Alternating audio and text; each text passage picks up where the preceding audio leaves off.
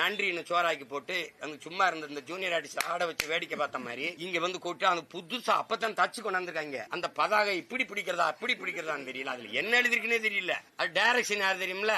Direction mayor தான் direction. யார்ட்டையும் assistant order இருந்து கத்துக்கு வராதனால சரியா டைரக்ஷன் வரல. டைரக்ஷன் மேற்பார்வை இருக்காரு ஐயா சேகர் பாபு, அவருக்கு சுத்தமா தெரியல டைரக்ஷன். படம் பிளாப் ஆயிடுச்சு. தூய்மை பணியாளர்கள் போராட்டம் விவகாரத்தில் மேயர் பிரியா மற்றும் அமைச்சர் சேகர் பாபுவிற்கு ஒன்றுமே தெரியவில்லை என நாம் தமிழர் கட்சி ஒருங்கிணைப்பாளர் சீமான் கொந்தளித்துள்ளார். சொல்லுங்க, ஏன்னா படிக்க வரல பிள்ளைகள்னு பள்ளிக்கூடத்தை முடிய, குடிக்க வரல நீ ஏதாவது ஒரு டாஸ்மார்க்க முடியிருக்கா? நீ நாட்டை எதை நோக்கி நகர்த்திட்டு போற? நீ கேட்டா நல்லாச்சுங்கிற. 15வது நாள் அந்த போராட்டத்தை அவசரம் முடிச்சு விட்டு காலில் சோறு போடுறேன், 2 லட்சம் ரூபா காப்பீட்டுக்கு போடுறேன், செத்தா 10 லட்சம் கொடுக்குறேன்னு ஒரு பசப்ப அறிக்கையை விட்டு முடிச்சு நன்றின்னு சோறாக்கி போட்டு அங்க சும்மா இருந்த இந்த ஜூனியர் ஆர்டிஸ்ட் ஆட வச்சு வேடிக்கை பார்த்த மாதிரி இங்க வந்து கூட்டு அந்த புதுசா அப்பதான் தச்சு கொண்டாந்துருக்காங்க.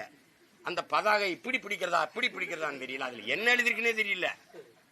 அது டைரக்ஷன் யார் தெரியுமில்ல? டைரக்ஷன் மேயர் தான் டைரக்ஷன்.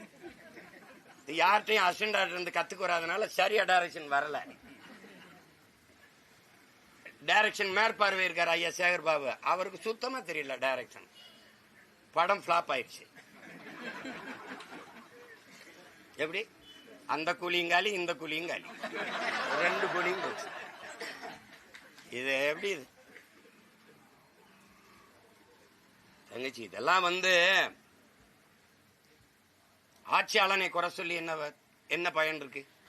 ஒரு நாட்டில் ஒரு ஆட்சியாளன் செய்யற தவறுக்கு ஆட்சியாளன் பொறுப்பேற்க முடியாதுங்கிறவள அந்த ஆட்சியாளனை அந்த அதிகாரத்தில் உட்கார வைத்த மக்கள் தான்டா பொறுப்புங்கிற. என் மக்கள் செய்த பிழை அதான் அனுபவிக்கிறோம். என்ன பண்ண முடியும்?